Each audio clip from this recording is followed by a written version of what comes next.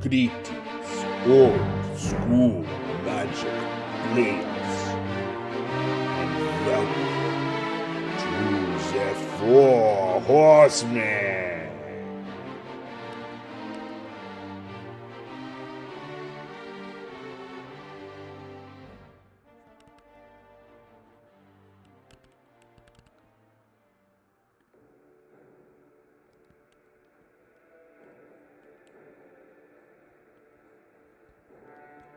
Greetings, old school magic players. Welcome back to another episode of the Four Horsemen.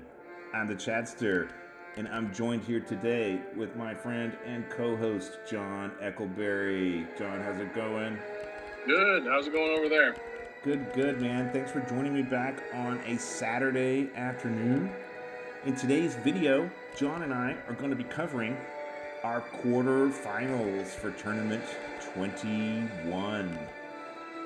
John, what have you thought about Tournament 21 overall so far?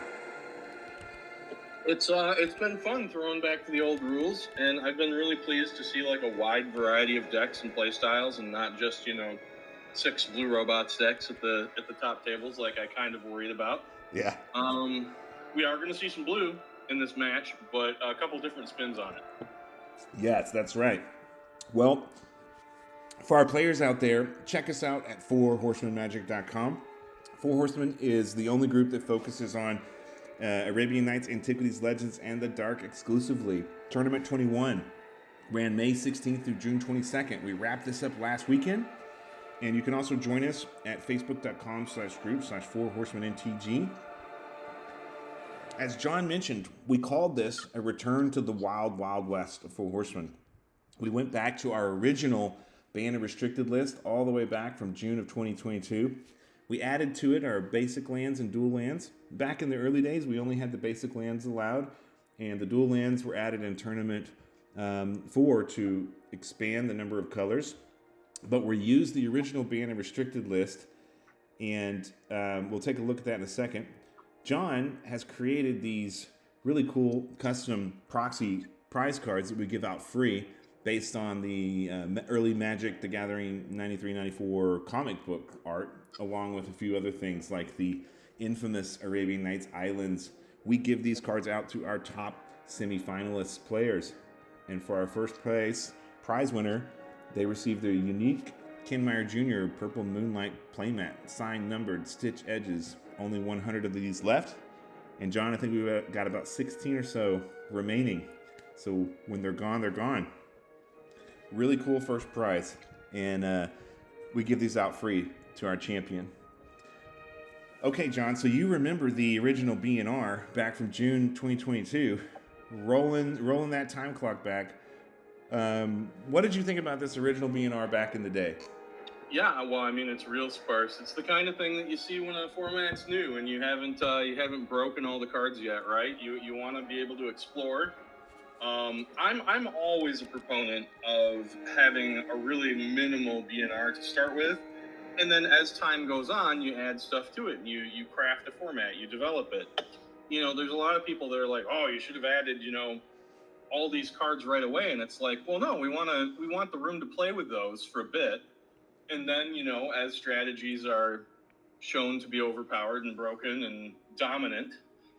Then you scale it back, and you scale it back, and you scale it back. And like if you look at our current BNR, there was a little bit of pushback, I think, the last time we added some extra cards to it, because people started to feel like there were too many cards on it. But for me, that's a sign of a healthy format. There's 14 restricted cards, and there's 10 banned cards. And the 10 banned cards are, I mean, if you look at the Wild West, there's 5 banned cards in the Wild West. Half of them are anti-cards. Yeah. I mean, I think 4 of those are anti-cards, and then one's just not wanting games to go on forever. And a couple format warpers eventually join those.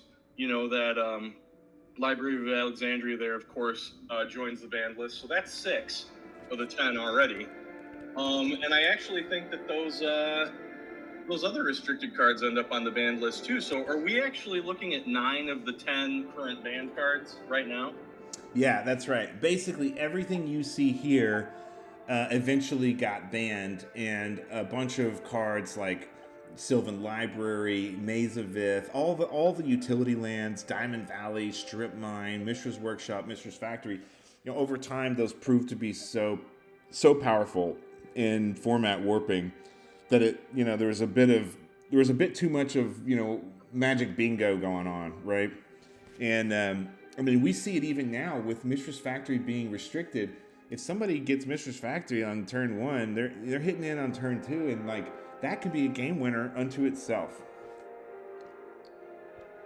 So a lot of these cards that you see here, in fact, every one of the cards on this particular restricted list and ban list were eventually added to the ban list, and then a bunch more of our power cards, mainly things that gain you life and draw cards or destroy lands or our utility lands. Those are the cards that ended up getting restricted later on. If we did want to trim it back and have a smaller ban restricted, which I'm not really advocating for, I actually think that our players are pretty happy with the format where it's at right now. But if we were to do that, I think Strip Mine would probably have to go be unrestricted again. And I'm not sure that I want to go back to a 4-strip environment. I just felt like you'd sit down to play games of Magic, and so many games just came down to how many strip mines each guy draws, and right. If they deploy them early, and then that's just kind of the entire game. The whole game becomes about that. That's right. And not about playing Magic and playing some more obscure cards. Yeah. So we'll see a bit of that in the matches we're going to cover. This is the first of the top 8 matches we're doing for Tournament 21 Wild Wild West. But you'll see throughout the matches how pivotal an early strip mine can be, particularly against decks that are very aggressive on their low mana counts. Just a slight mana screw and your opponent has a strip mine early, and boom, it's just game over. So these are things that many of the players actually considered in their deck construction, and we can take a look at that next. For today's match, we're going to be covering the match Frankie versus Christian. Frankie's new to the format. He's a Swiss guy, but I think he's German Swiss. And it just so happens that Christian's also German. So this entire match is in German. And John and I will be commentating for it. But Frankie's brand new to the format, okay? And Christian is a seasoned player at this point. He's played, I believe, in 5 or 6 tournaments. And Christian has made it into the quarterfinals here. And these two guys are going to have a very interesting match today. Let's get into that, John.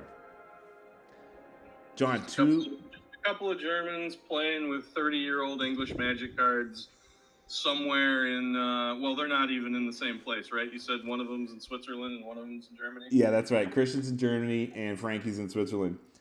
And it's really interesting. I haven't played Frankie. Have you played Frankie yet? No, because he's brand new to Four Horsemen. He found us on Instagram, actually, and signed up. And what's really impressive is Frankie's an old school player from way back, but he's never played Four Horsemen before until this tournament. And amidst all of our seasoned player, right? We have players that have been playing for 3 years. Frankie straight away made it all the way into top 8 with his brew. And Frankie's on the right here with the red-blue Arabian Aggro. And Christian on the left here is playing the Wild Wild West Mono Blue, an Amnesia, Mana Drain, Invoke, Prejudice, Flying deck. John, these are 2 of your favorite colors, and you did quite well with your Mono Blue Skies, and you're a long-term red player at the heart. It's going to be really interesting to get your take on these deck brews here. Yeah.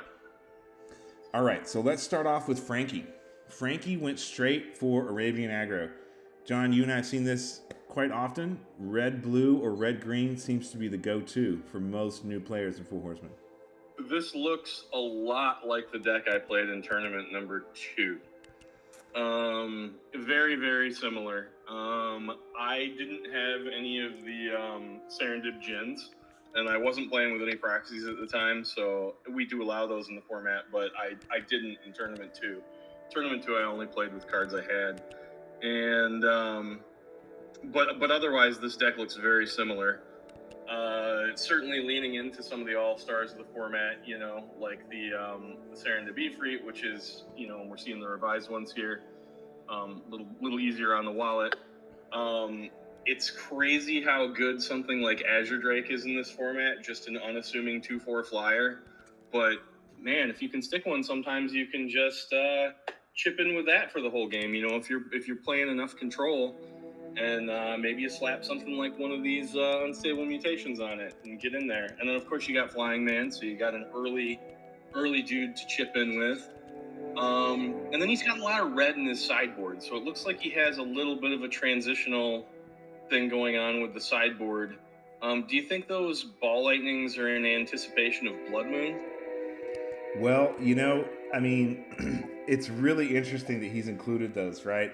He does not have a ton of red because down below in the label there for the deck label, these custom cards are Frankie's Mistress Factory's altars, and the artwork they're all connected together. So he's got 4 factories, and instead of running 3 strips, or 4 strips, he's running 3, and he's running 3 main deck Maze of Ith, hitting that 61 card count with that 3rd maze in the middle. And then he's got 5 basic islands, 3 City of Brass, and then the 1 Teleria, which you were always running as well, plus the 4 volcanics. So what's the chance of him getting to triple red? It seems pretty low, right? So yes, I think you're right, John. I think Frankie was wise and hip to the fact that Blood Moons were going to be all over the place, mainly to try to reduce a lot of these utility lands. Mishra's Workshop, Mishra's Factory, Maze of Vith, Diamond Valley, Island of Whack Whack, Strip Mine. They're all really powerful lands. Okay, so what else have we got going on in this deck?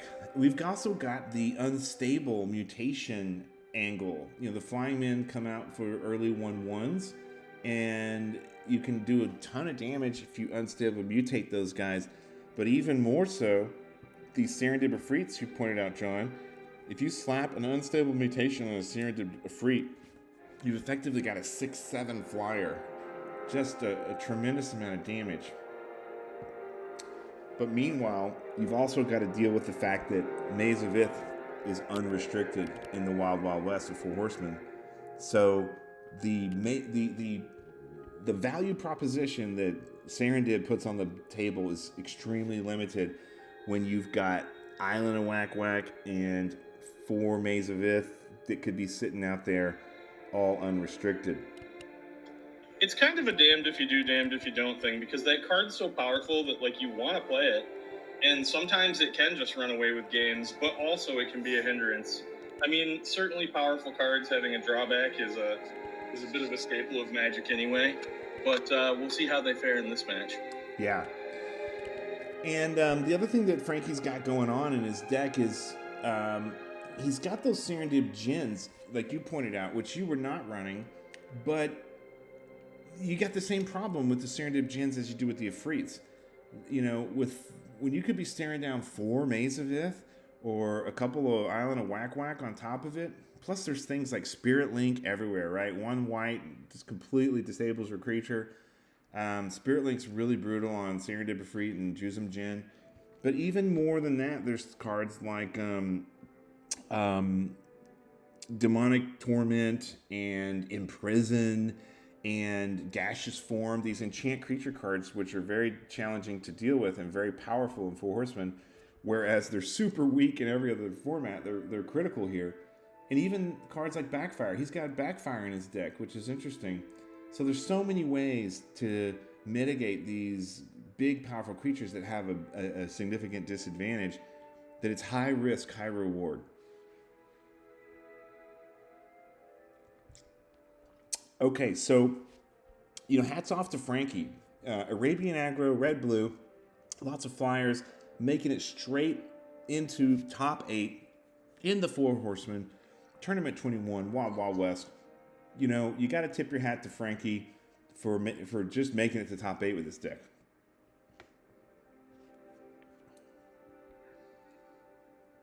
All right, John, let's get into Christian's deck. Mono Blue Wild Wild West. What do you think about this brew? This also looks familiar. You know, this is also a familiar strategy to me in the format. Just kind of playing blue flyers with some decent counters and some decent disruption. You know, like I mentioned earlier, if you're able to hit somebody with an early mana drain and then dump that mana into an amnesia, you might just catch somebody with their pants down for the rest of the game.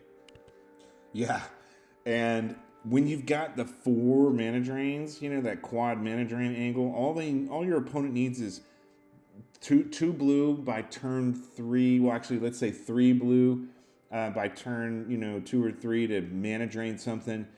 On turn 3, they can play their 3rd island, and they can use that mana drain mana as long as it's at least 3 casting costs or whatever you played. And they can effectively turn 3 amnesia you quite easily. So that dynamic, that turn 3, turn 2 mana drain, turn 3 amnesia combo, and you just lose your entire hand except for lands, is a brutal version of Mind Twist in 4 Horsemen Wild Wild West. The only card in this deck that I haven't played in this format is the infamous Depiction Band card right there, the Harold McNeil card. That's now, the name is now escaping me, but it doubles the cost of their creatures, right? That's right. Yeah, this is what what's his name? Rudy refers to as Invoke the P. Oh yeah, there you go. Invoke Prejudice, right. But I don't know like how effective that card actually is going to end up being. I mean, I do see that he's playing things like Boomerang and Time Elemental, so he can send stuff back to their hand, and then if he slaps one of those on the table, it's then going to be harder for them to redeploy it. But I don't know. We'll see. Yeah, and up there in the upper left, he's got some custom cards with some custom art. Tristan is a bit of a budding artist himself. He has altered his Azure Drakes, which that's 3 Azure Drakes in the upper left, 2/4 flyers for 3 in blue. And then in the middle, he's customized his Serendib Ifrits, which have the original Arabian Nights arts, to look like Old Men of the Sea Ifrits. He's got the old man beard on his Serendib Ifrit. He is running 4 of those. And then the card next to it is a altered Time Elemental. And John, you deployed Time Elemental with great success in your Blue Skies deck. Oh, I love it. It was a card that I liked as a kid anyway, but in this format where there's less ways to deal with enchantments and just problem permanents in particular, things like Boomerang and Time Elemental offer answers where there aren't many other great ones. And I've had a lot of great matches where Time Elemental, just sticking one and keeping it alive, has been the difference between winning and losing. Yeah, completely. And Christian's made a lot of other really choice decisions with his brew.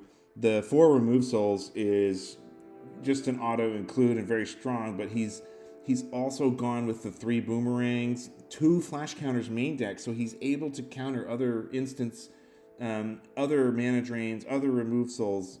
Really important. He's got those 3 Boomerangs plus the 2 Time Elementals, so he can bounce a lot of things throughout the game. And that 1 recall, if he can do a late game recall, he can get back 2 or 3 of these cards. Plus, he's got the almighty Ghost Ship from one of your favorite sets, John, the Dark 2/4 flyer, regenerating, and he's got Old Man of the Sea. Old Man of the Sea is a powerhouse in Wild Wild West 4 Horsemen, mainly because it blocks almost all of the Arabian Aggro creatures and can take control of many of them. Yeah, Old Man's pretty good. He takes a lot of other little problem guys and steals them, and you can play all kinds of tricks with that card. And at worst, he can beat in for 2. Yeah. It's interesting. I'm looking at that recall, and recall's on the current restricted list because it is a great card, but it's one of those cards that you're not necessarily going to want to play a whole bunch of copies of anyway. And even in the Wild West environment, he's only playing one because that's all he needs. You're only going to play it, late game to get back some clinch cards. He does have a second one in his sideboard in case he feels like he needs it. But I don't think you'd probably play more than two in your 75 anyway. I would seriously doubt he ever sideboarded in that second one because there's so many aggro decks in the format. Like, he's only going to sideboard in that second one if he comes up against a hyper ultra control combo type deck. And in his sideboard, there's some very interesting cards in his sideboard. He's got 3 custom altar blood moons in the lower right there behind the Wild Wild West icon. And he's got a couple more flash counters, a relic barrier, Golgothian Cylex, a couple of Hurkyl's Recall, which I really like that card, and I was tinkering with that. He's got a main deck Hurkyl's too, so he can bounce back a bunch of artifacts on the instant. That can be absolutely critical if you come up against a deck that's got a couple of factories in play or a couple of annoying artifacts. And, he's trying to be prepared for robots because he's not running Triskelion himself. Oh, John, the other thing is, think about the synergies between Hurkyl's Recall and Amnesia. I'm sorry, in which card? Hurkyl's Recall and Amnesia. Think about the synergies between that card. Oh, yeah, for sure. I mean, the ability to bounce stuff and then nuke their hand is pretty good already. But Hurkyl's being able to hit multiple things, like especially if they've got a bunch of artifacts on the board that they've spent several turns devoting mana and time to getting down, and you just bounce all of them and then make them discard them, that's just brutal. Yeah, that's a really, really genius, very strategic aspect of Christian's deck. If he faces robots, which in the early Wild Wild West, there was robots everywhere, and Christian is extremely prepared with this brutal combo of Hurkyl's Recall and Amnesia to discard your hand. All right, John, with that, I think we're ready to get into the match. Let me switch over here.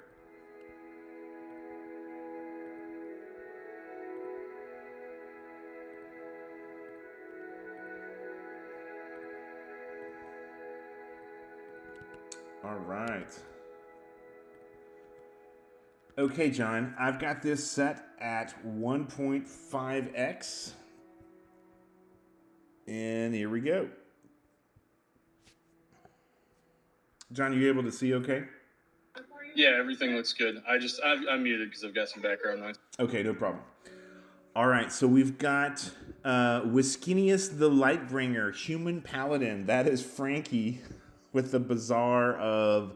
what is that? Bazaar of Bazaars City of Brass deck playmat there. Frankie Wiskinius on the left, Christian on the right. Christian has his custom 4 Horsemen Old School Magic playmat that he made himself, and he sent me one of those. I was going to say, it looks familiar because I also have that playmat on my desk right now. That's awesome. Did he send you one too? Yeah, he sent it to me. I've really enjoyed it. My previous mat, it's funny, I own a whole bunch of mats, but I really only play on ones that I get for free. And I played on a mat that I won at a tournament for a year, and then almost a year to the day, Christian mailed me that, and I was like, well, it's time to switch my mat. So now I'm on that one. Nice. Well, hats off to Christian for making that custom mat. Appreciate you, Christian, playing in the format. Christian's done, quite a bit of tournament playing for Horsemen, but he's often been in the European groups, there's so many good players in the European groups that it's very competitive. And we're happy to see Christian making top 8 here. I wonder if anybody's going to mulligan in this scenario. The art of mulliganing is a real skill. If you have even a consideration that you might need to mulligan, usually that means you should. Christian's got a bunch of custom islands in his deck. So these custom these lands you see that Christian's dropping, those are islands that he's painted. Frankie gets Flying Man turn 1, which is exactly what he wants his deck to do, but He really wants that unstable to make it worth it, and he doesn't have it. Coming in with a second flying man here.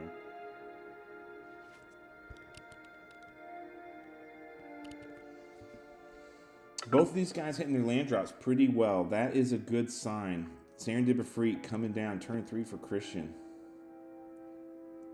I started buying old school cards in like, I don't know, 2017 or 18. I was pretty late to the party, but I didn't really get a chance to play a whole lot until the pandemic rolled around and all of this webcam magic got rolling. And then I found one of the Facebook groups on a Reddit site, and you were actually one of the first people I played when we played U40. Oh, or yeah. Not U40, I'm sorry, Revised 40. Mm-hmm.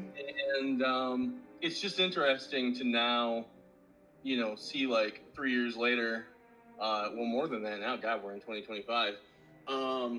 But I think we were playing in like, was it early 2022 the first time we played, I think? Yeah, right in the middle of COVID for sure. I was unemployed. Brooke was pregnant. It was a mess.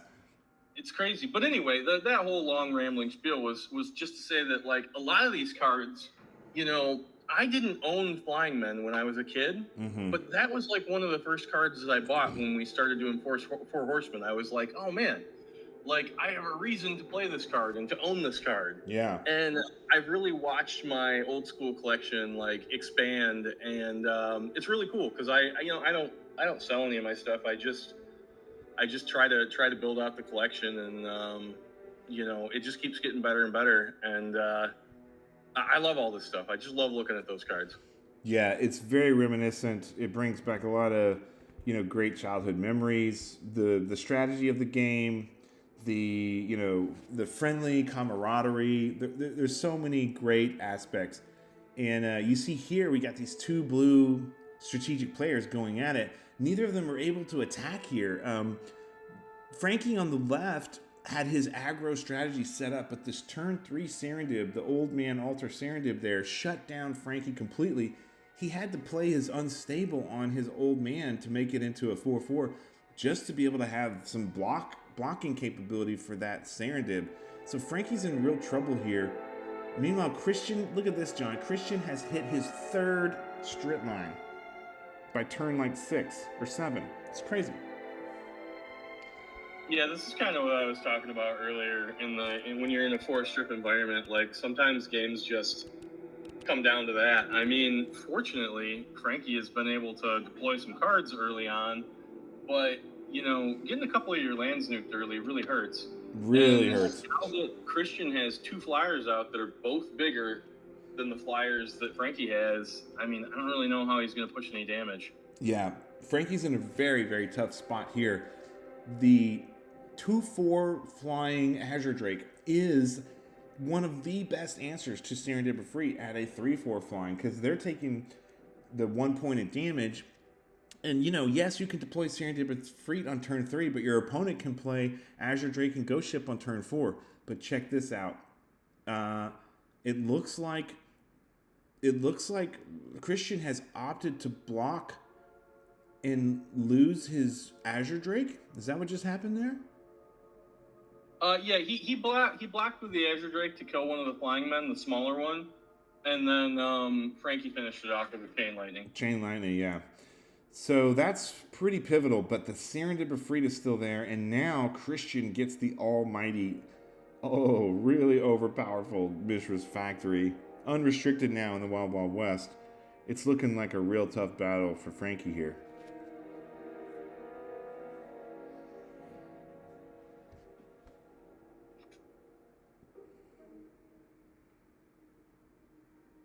Frankie perusing his graveyard. He's lost 2 lands already. And Christian has also lost 2 lands, but he still has 4. So Christian has had a abundance of land here, and he's able to keep that 3rd strip mine in play. He hasn't elected to strip another land because he's trying to work up to what, John? He's trying to work up to this big fat spells, right? He's trying to get to that 6 mana amnesia level. Man, that was rough. So Frankie just dropped his own Serendipity Efreet, but it got countered with a remove soul. Yes, that is rough. That's kind of clinch right here because I think that might be game. Yeah, or I think it is game, right? Because he's got 5 on board. He's got 5 damage on board. It's gonna drop Frankie down to 2. Yeah, and this is the challenge, right? Like everybody knows remove soul and mana drain are everywhere. So there's 8 outs in Christian's deck, but Frankie didn't have much of a choice. Now he pulls out Serendip number 2, and here comes down either remove soul or mana drain number 2.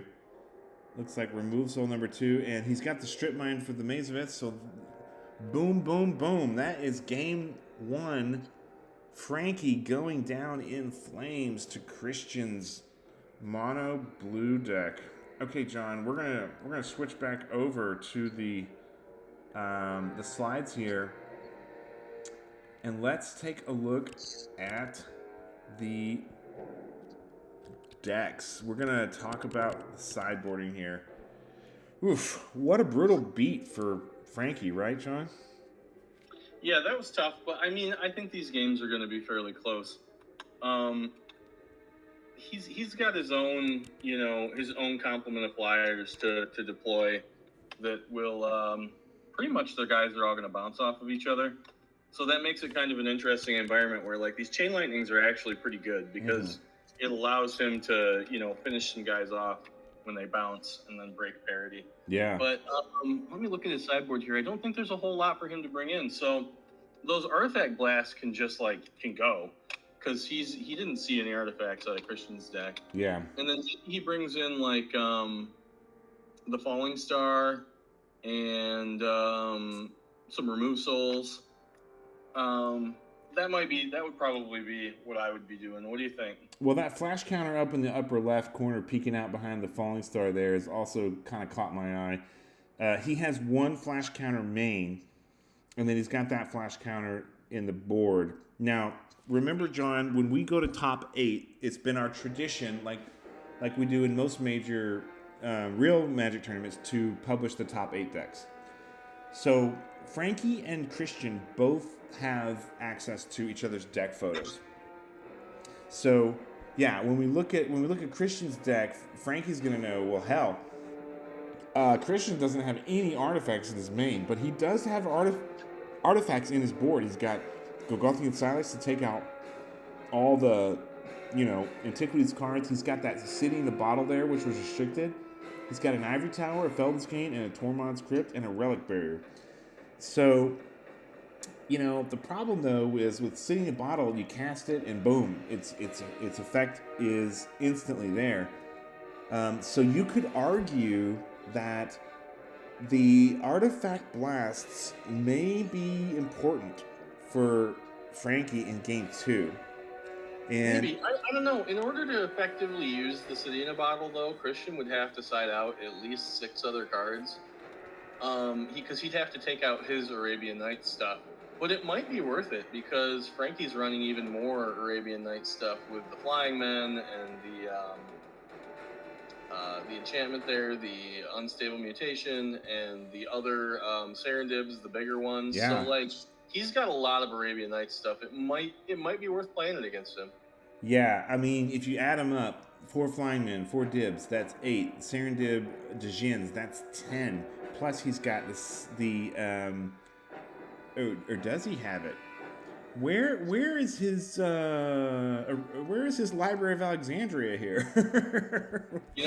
Despite playing proxies, I don't think he's running one, which is kind of wild. Unless he's got what's going on in that bottom row there. Is there like an altered one that we're missing? No, the 4 altered cards there are the factories, and they all have the same art together.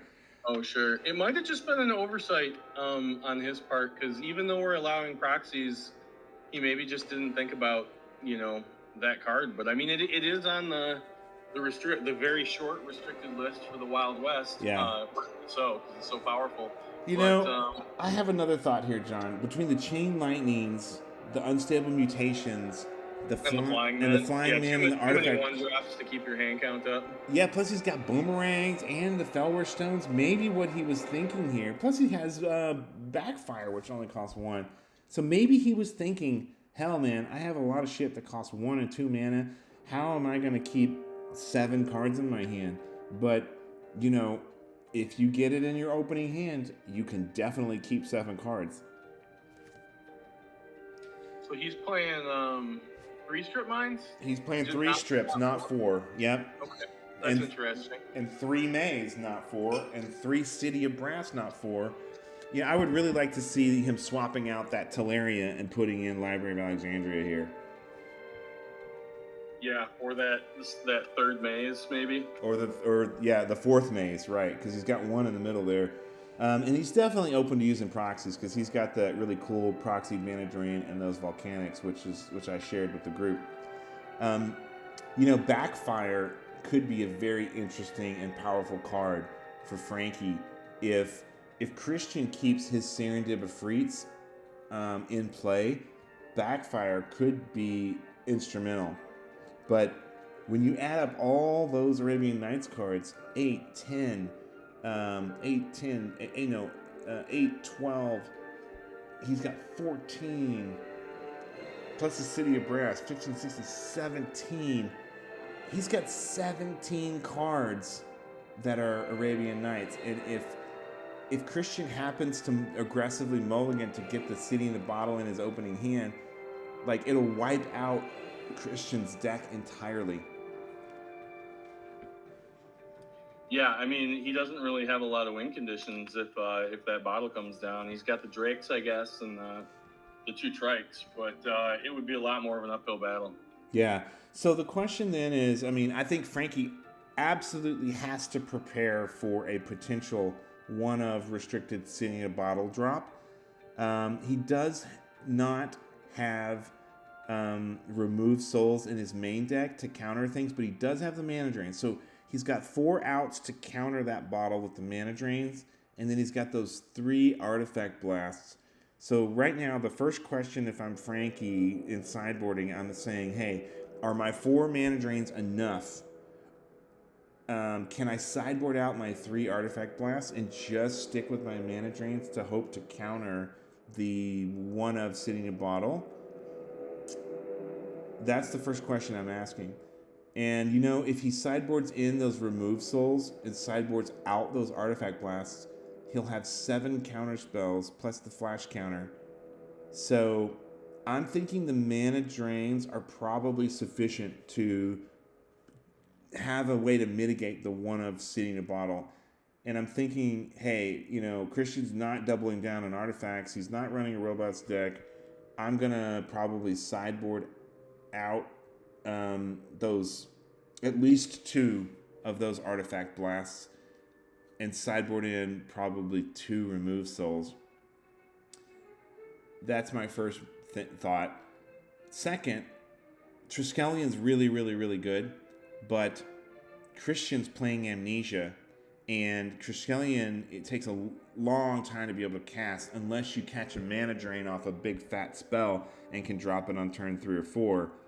So one of the things I'm thinking is these Triskelions are kind of going to be sitting in my hand a long time. Meanwhile, I could just get amnesia'd and have to drop them. So I'm thinking maybe I sideboard out my Triskelions and sideboard in that 3rd remove soul and that other flash counter up there in the upper left.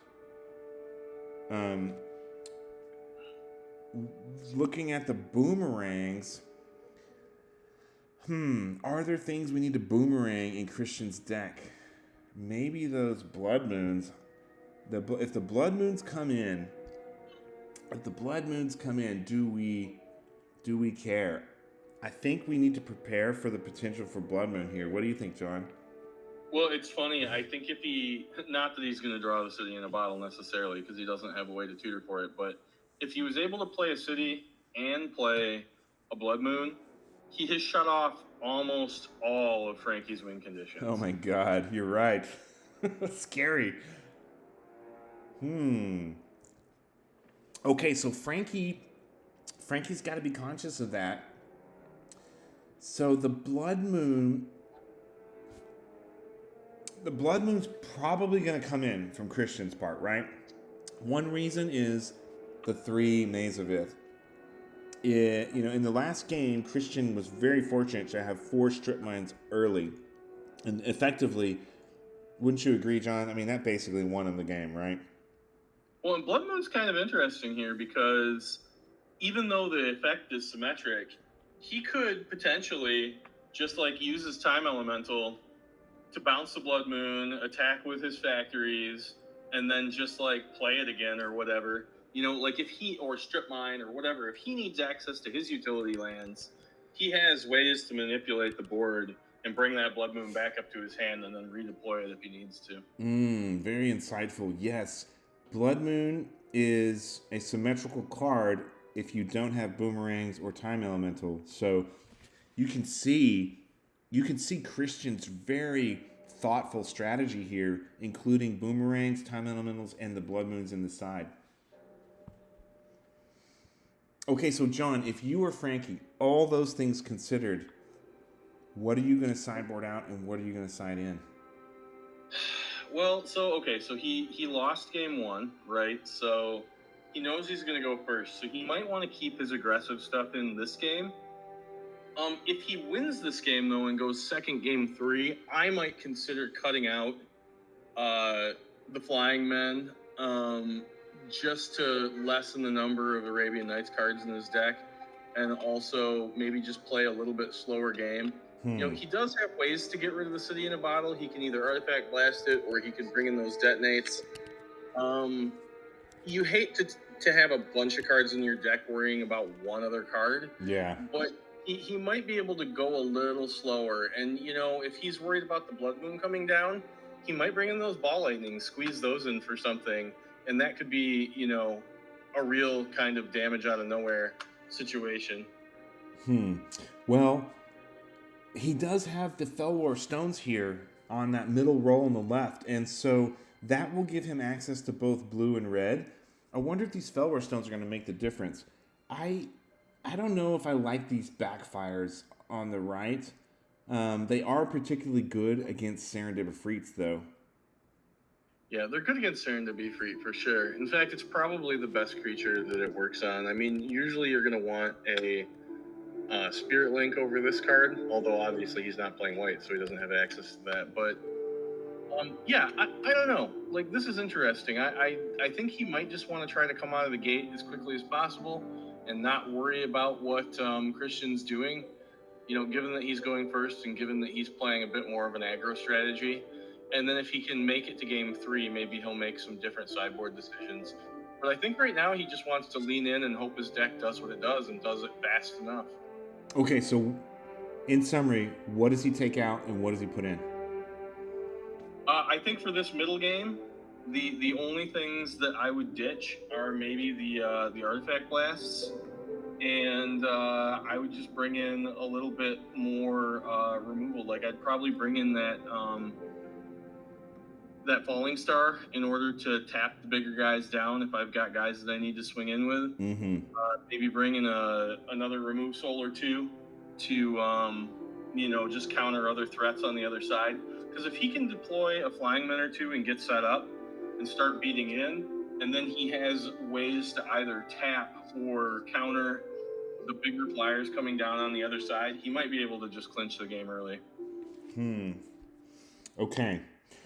Well, let's take a look at Christian's deck.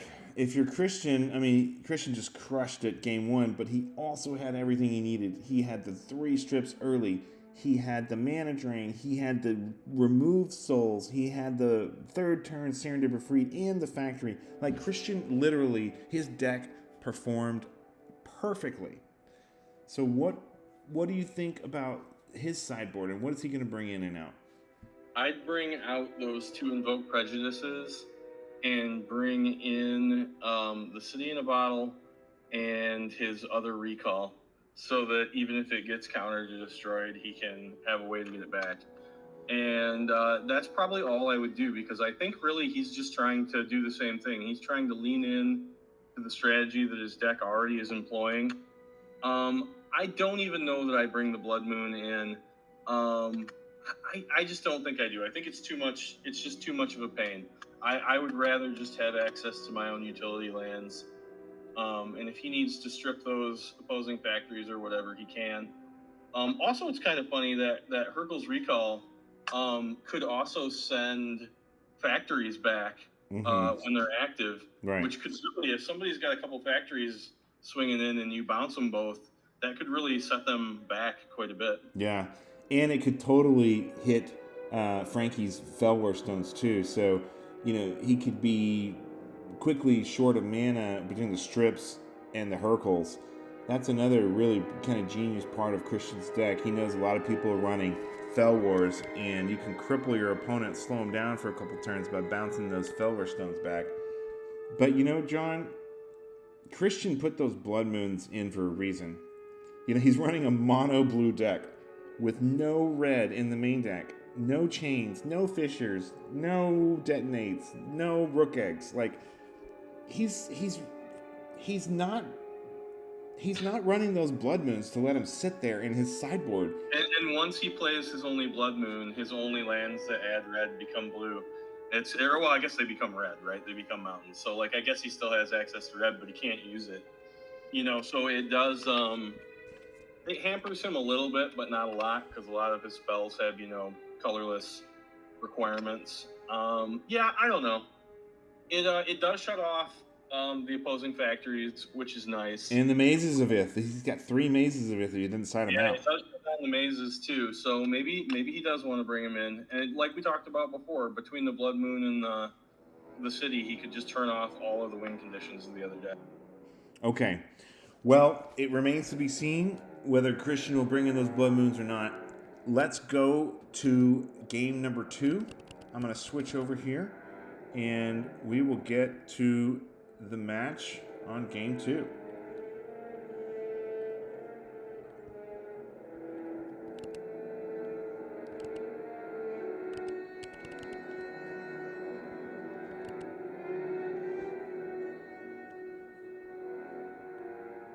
Okay. The guys are going to be sideboarding here.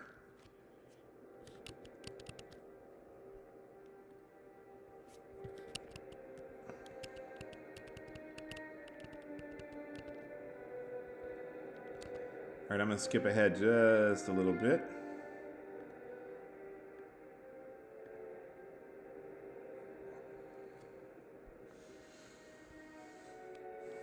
John, what do you think of Frankie's name over here? Wiskinius the Lightbringer, Human Paladin.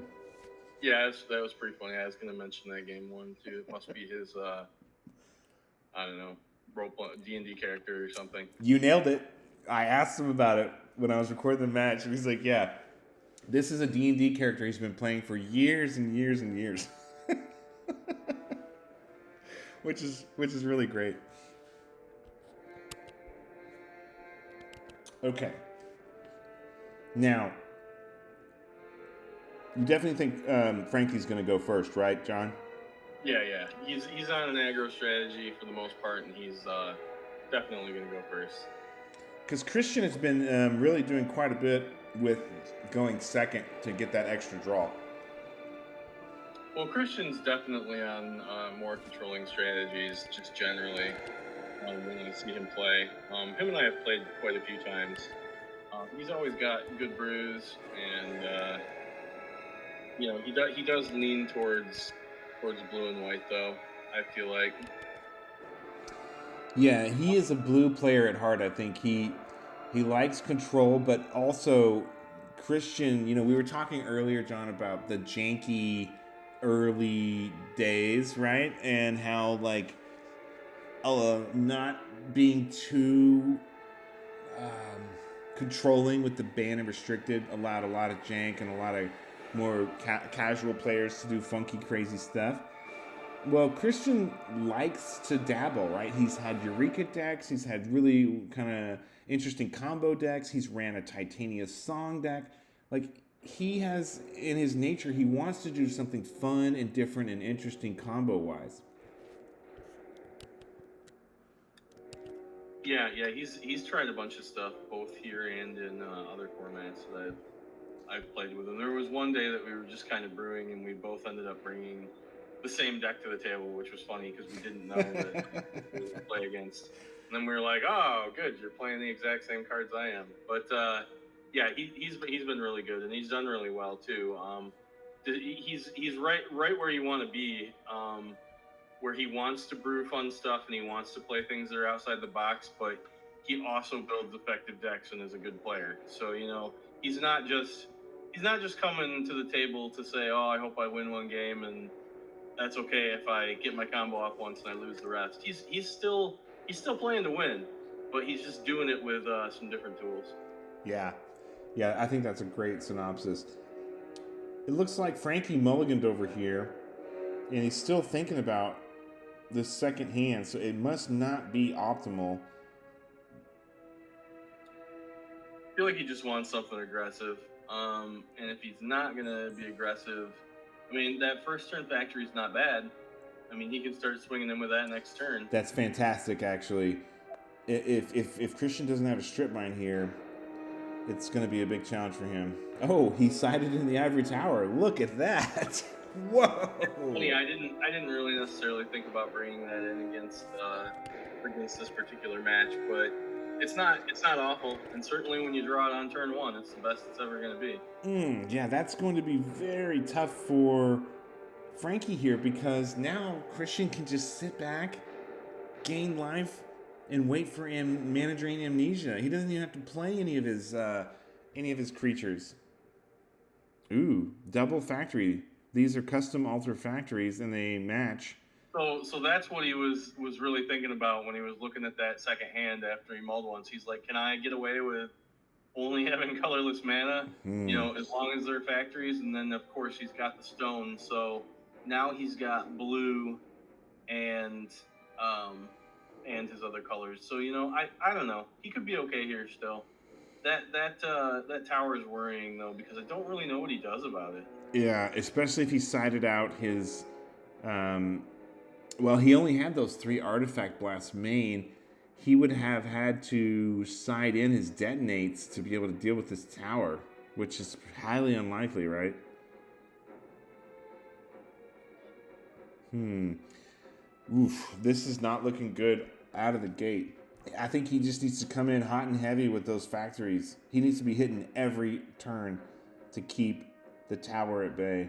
All right. And that's exactly what he does. He just goes ahead and activates both factories and swings in and hopes he can outrace the life gain. Yeah. He did have at least a little bit of discipline to get that second turn Felwar down. He could have instead attacked with the factory and waited to turn 3 to play the Felwar, but he knew by turn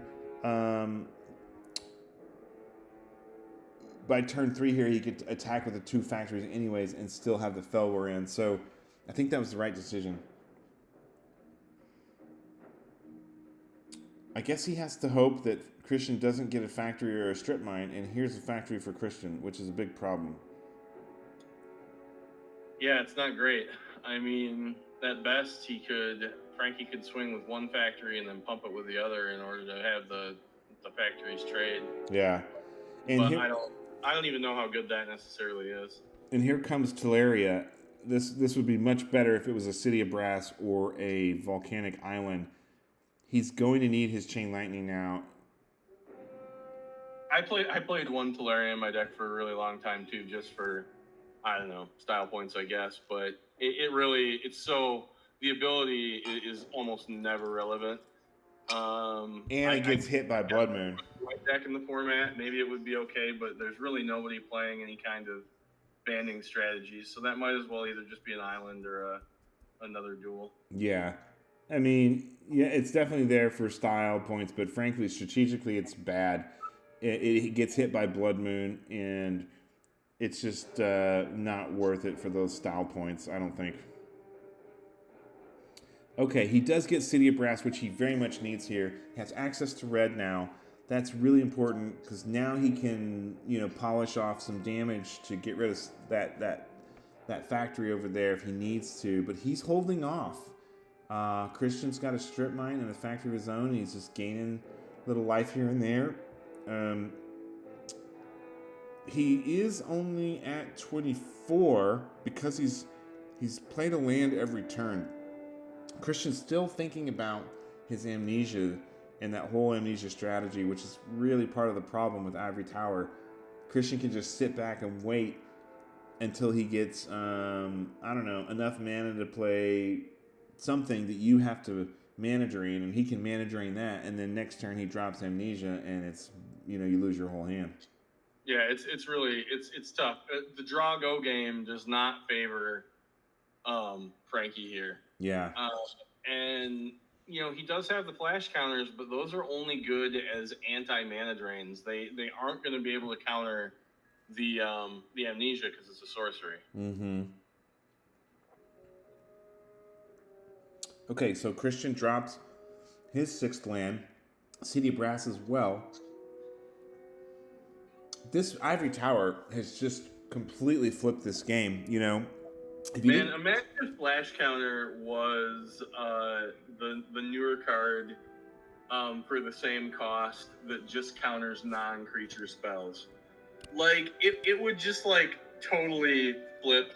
Well, probably just kind of flip Old School on its head, because that's kind of that'd be a huge, huge extra tool in the toolbox.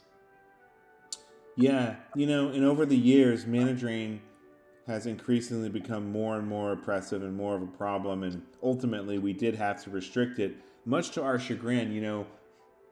There's not that many counterspells in Four Horsemen. There's the Artifact Blast, which is a red counterspell. Oh, here's the Remove Soul for that Sanded. And then there's the Remove Soul. But, we let 4 mana drain go on for a long time because we wanted to have counter magic, and even though we knew it was stupid powerful, we still just wanted to see an environment that had that available to the players for as long as we could. And then eventually we said, okay, fine, it's time to put mana drain up on the restricted list.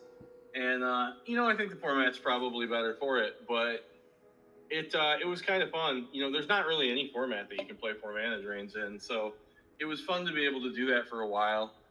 Every once in a while, I think new people come in and they look at the BNR and they're like, oh, but I want to play back when you could play with all the cards.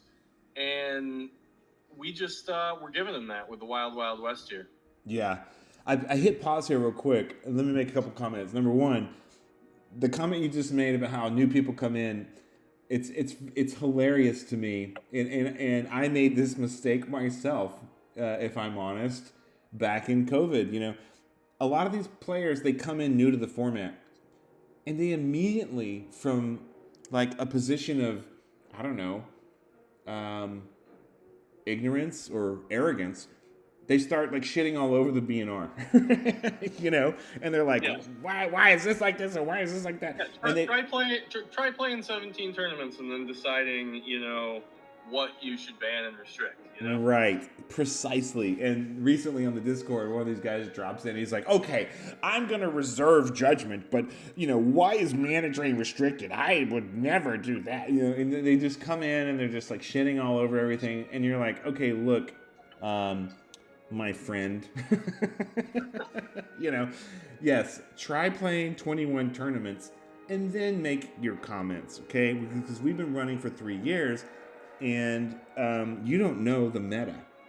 And the meta of the Four Horsemen has evolved very intricately. And like you pointed out, John, a lot of the players, we suggest spice events. We suggest doing, Four Horsemen Commander, Four Horsemen Elder Dragon, Four Horsemen this and that. And everybody's like, no, we like the regular Four Horsemen. The BNR is very balanced where it is. And they like it.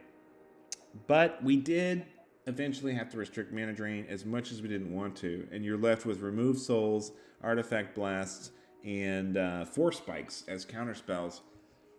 Ooh, Force Spike. So neither of these guys are playing Force Spike, but I actually ran with Force Spike for several tournaments in a row, and every time you catch somebody with it, it feels so good.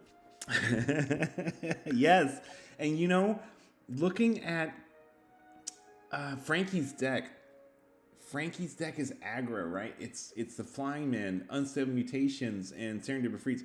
Frankie's deck calls out to me Force Spikes, all 4 of them. Yeah, in that same exact shell, I would be running Force Spike over I don't know, something else. Backfire for sure. Backfires, and then maybe 2 other cards. Right. And then, you know, you not only are you deploying and attacking earlier and faster than the other guy, but once they drop, you know, their answer and they think they can, you know, wipe the sweat from their brow, you're like, oh no, that's countered. And they're like, what? And you're like, oh yeah. Yeah. Well, okay, so back to the action here, John. This is a very, I pause this because this is a very, I think, pivotal moment in this match. Christian's got 5 cards in hand. I think Frankie's also got 5 cards in hand. And he decides to come down with tapping 3 mana and dropping the Serendib, saving 2 blue. 1 is the City of Brass, which he has to take a damage for. Expecting and fully anticipating a mana drain or remove soul. And sure enough, Christian accommodates and he removes souls this Serendib free. Now, in response, Frankie elects to tap his remaining island and City of Brass to mana drain the remove soul. What do you think of this move here?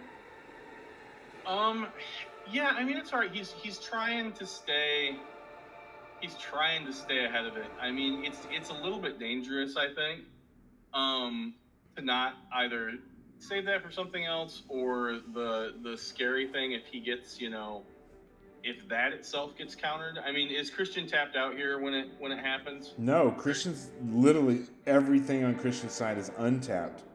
Yeah, but he tapped 2 for the remove soul though, right? And is that it? He's about to tap the 2 for the remove soul here. Yeah, he'll have 4 lands up still, and so that like really gets scary because then if he counters his counter with his own mana drain, not only has Frankie lost everything on board, but then he's gonna get hit with amnesia. Precisely. There's 3 amnesias in Christian's deck, and Frankie knows it because Frankie's seen the deck photos. So this is not a question of, oh, we're in group matches or we're top 16 and I'm gonna get caught off guard. Frankie knows that Christian's deck is an amnesia, mana drain amnesia deck. So I paused this here for this reason, and you really nailed it. If I were Frankie here, and I wasn't watching this match. I was recording it, but I didn't watch it, so I don't know what the outcome is. But I'm just thinking this is a play error. I would let this remove soul go. Yeah, let it happen. Let it happen. You Hold can, your mana for later. Right, because you cannot afford the scenario that you just painted. All right, let's get back to the action here. So Christian does not counter mana drain the mana drain, which he could certainly do. And the Serendib is now in play. Oh, wow. So that's even another answer. John, check this out.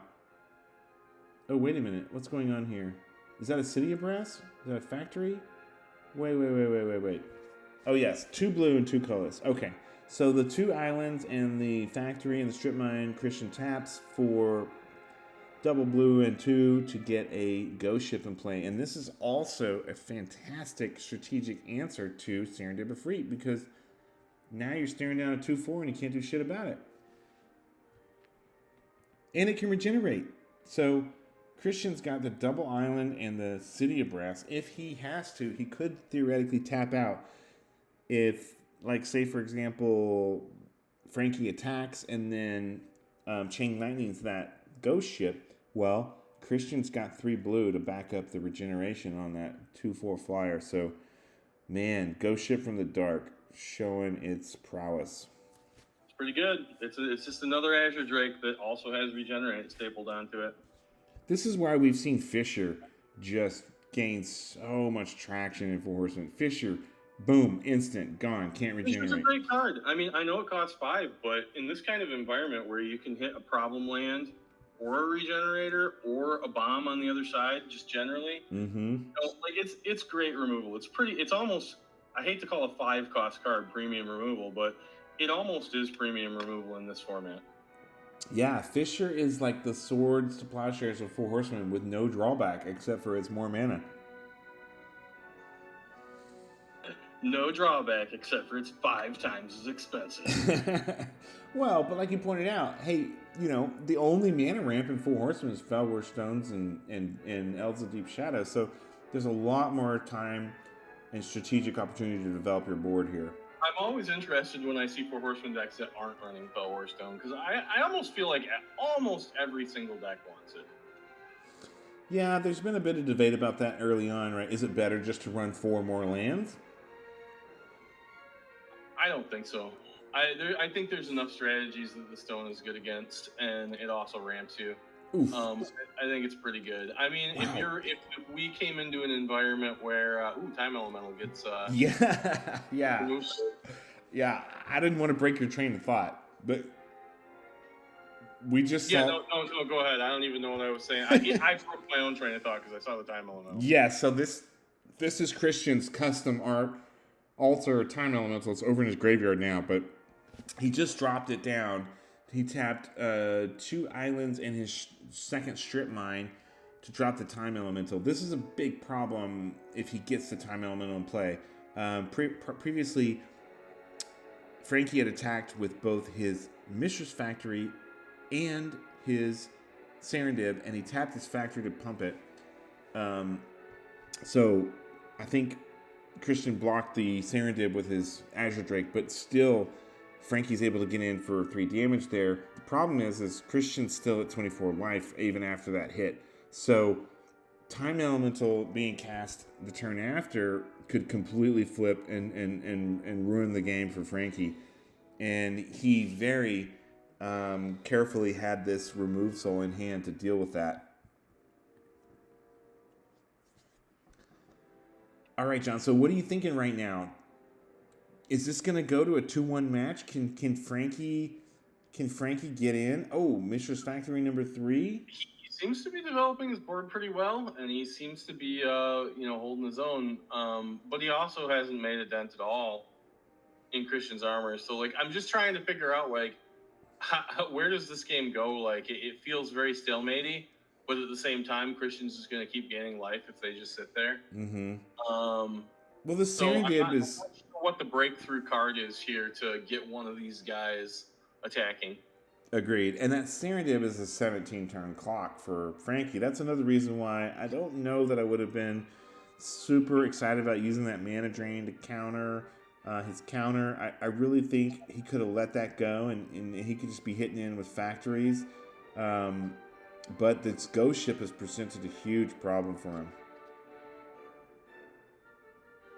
Okay, so he attacks in with the Serendib and the factory again. This time blocking with the ghost ship, blocking the Serendib with the ghost ship, and then just straight up strip mines that factory. Not looking great for Frankie here. And he's got a second strip mine there too if he wants to take out another factory. Yeah, I mean, Christian's in pretty good shape here. I just don't really... It's his game to lose, really.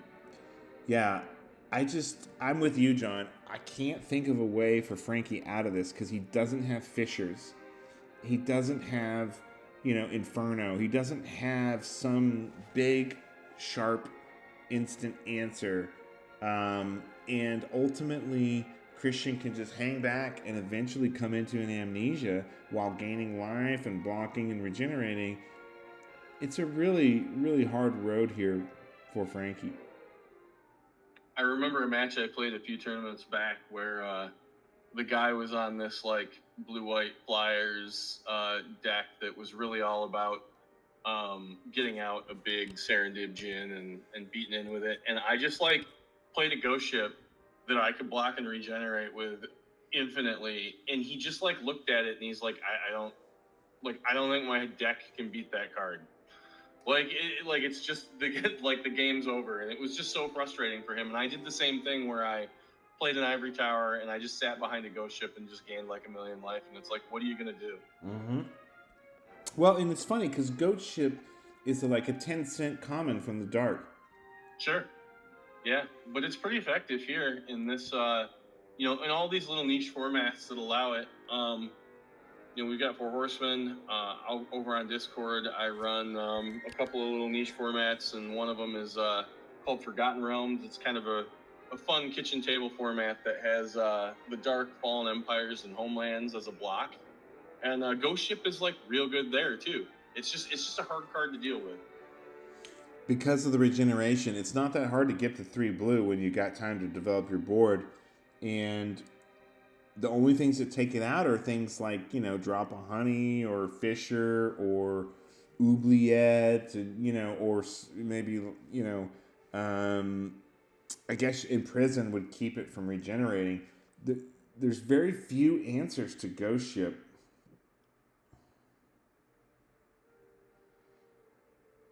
All right, so it's 14 now. The clock is trickling down with this 1 point of damage. We're seeing here what we discussed earlier, John, and that is, it is high risk, high reward to run Serendib Djinn, Serendib Efreet, Juzum Djinn. These Djinns and Efreets very wisely have strong powers but significant drawbacks, and we're seeing it here. Well, and you're watching as one one guy's got an ivory tower and one guy's got a Serendib, and they're ticking in opposite directions. So, you know, the game could just end from that. I think that's exactly what's going to happen. I really wish we could have seen a couple of things in Frankie's deck. Number one, I wish we could have seen some Fishers, and I really feel like going on the 3 strip line instead of 4, probably not optimal. Don't need that Teleria in there. Missing the Library of Alexandria, which if you get it first turn, you're golden. And running 4 Serendib Efreets and 2 Serendib Djinns. Frankie could have easily been running Ghost Ships and Azure Drakes here, and he'd be absolutely fine. Think about that, John. If he had just run Azure Drakes and Ghost Ships instead of Serendib Djinn and Serendib Efreets with a few Fishers here and there, ditch those. Well, you got red. I mean, I feel like if you've got red in your deck, you want Fishers in your 75 for sure. Right. And yeah, I mean, I've run a couple different versions of that deck. Some of them run Serendib Efreet and some don't. Ultimately, I think the card's powerful enough that you run it, but you make room to sideboard it out. So, like, there's certainly matches that you might want to sideboard it out. This might have been one of them when the other guy has a whole wall of X4 flyers. It starts to make that card look a lot less attractive. That's right. And in your mono blue Flyers deck, instead of running Fishers, you ran Tawnos Coffin. And Tawnos Coffin is a fantastic answer to Ghost Ship. Tawnos Coffin is a cool card.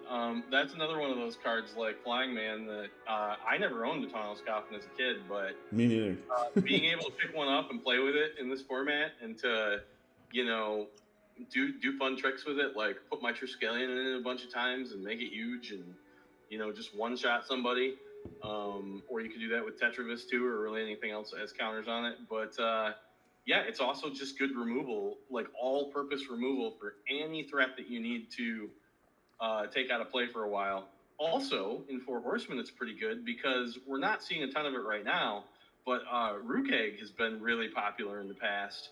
And it blinks out Rook tokens, just straight up exiles them, and then you can use it again on something else. Yeah, that's right. All extremely pertinent points.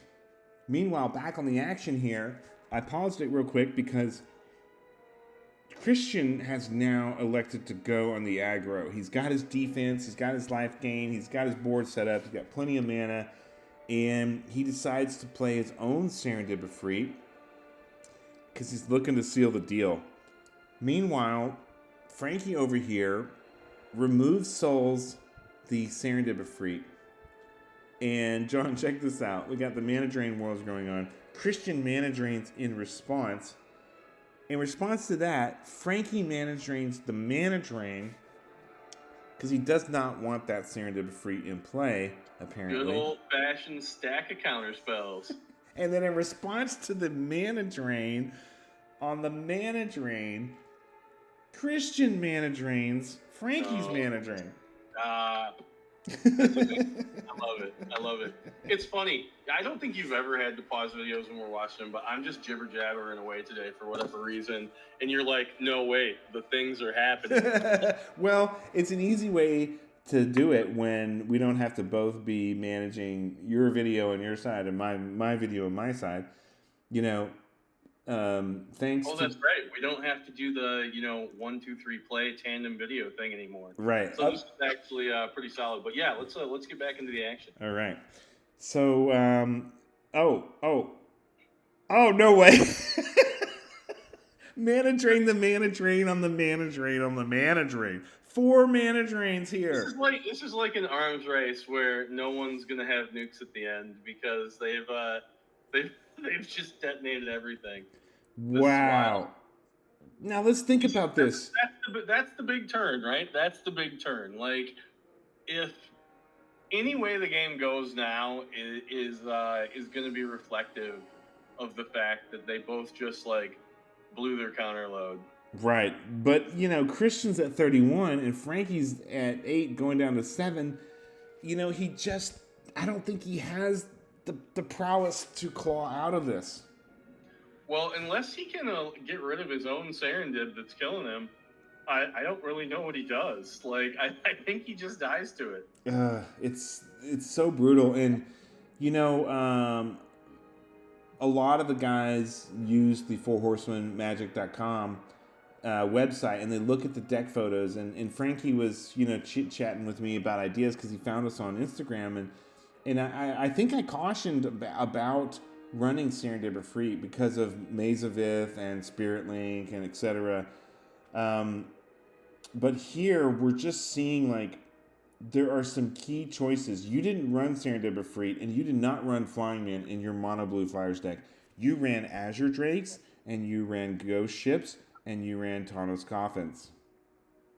And I did, and I mean, like I said before, I have gone back and forth running the Efreet, and I did run it in some versions of my blue Flyers, but I also had Time Elementals and Ghost Ships to bounce my own if it became a problem. Right. That and that's a very good point. I think Frankie must have boarded out his boomerangs. Oh, he might have, and so if he doesn't have a boomerang left in his deck, he actually does not have an out against that card. I think that's it. Oof, man. Well, this is Frankie's very first time ever playing in a full. Oh, he's doing awesome. He made top 8. He built a good-looking deck. Yeah. But this just happens sometimes. It's a risk of a high-powered card that has that drawback. But he's just. There's no world where he gets in for 31 damage before he dies from that thing. But if he did have a Chain Lightning here, and Christian did elect to block, which he did not. Yeah, he just took the damage on the chin. He's like, I'll take 4 damage, no problem. He's like, I cannot regenerate my Ghost Ship here, but I'm at 31, so I'm good. And he gains more on the upkeep from the Ivory Tower. This Ivory Tower and this Ghost Ship won Christian the game.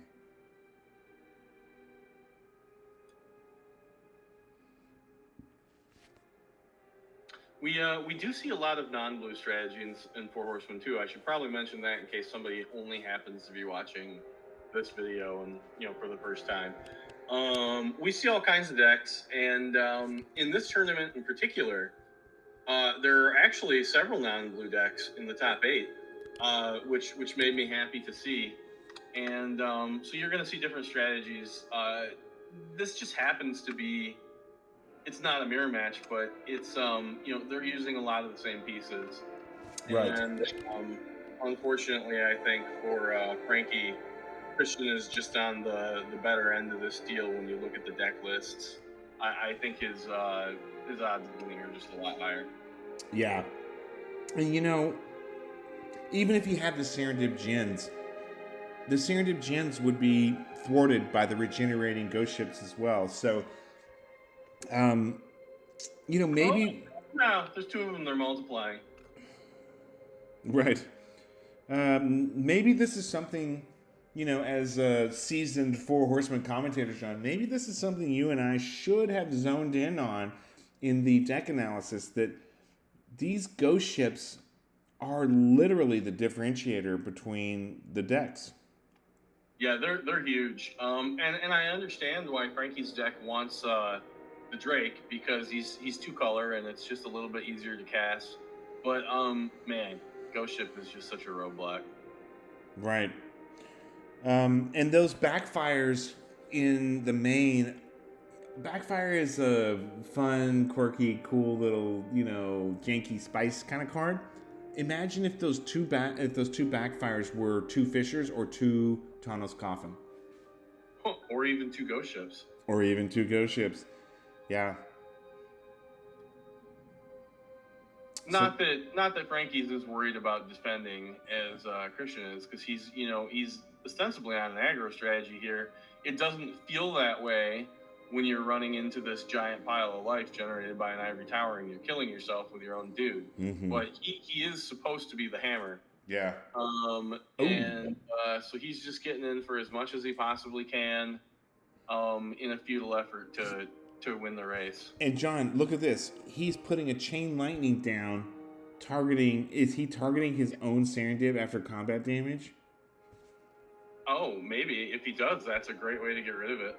This must be the first chain lightning he has drawn all game, because the Serendib has literally been the only damage that he has taken. I'm such a red player that I saw him turn all his creatures sideways and throw the chain lightning down, and just thought that he was gunning for the life, even though he can't win. But yeah, he very well may be just finishing off the Serendib that got blocked here, and if he does, that changes this game. In fact, that changes this game by quite a bit. He might actually want to counter. Oh my God, he does. He counters the chain lightning, and then he gets his flash countered, and then he mana drains the flash counter. Oh my God, this is holy.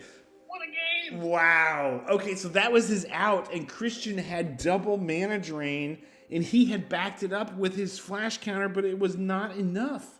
I did not see that coming. That was great. I just rode the whole roller coaster of, oh, he got out of this situation, to, oh, no, he didn't. Oh, he did. No, he didn't. Oh. Wow. Now he's just gonna die in 5 turns, because he's got no cards left, right? He's got 1 card left or something. Unless he's kept the boomerangs in, or he has another chain. Oh man. Well, Christian can just not block that Serendib for the rest of the game just to be safe, because he has enough life that he can just take it. Yeah.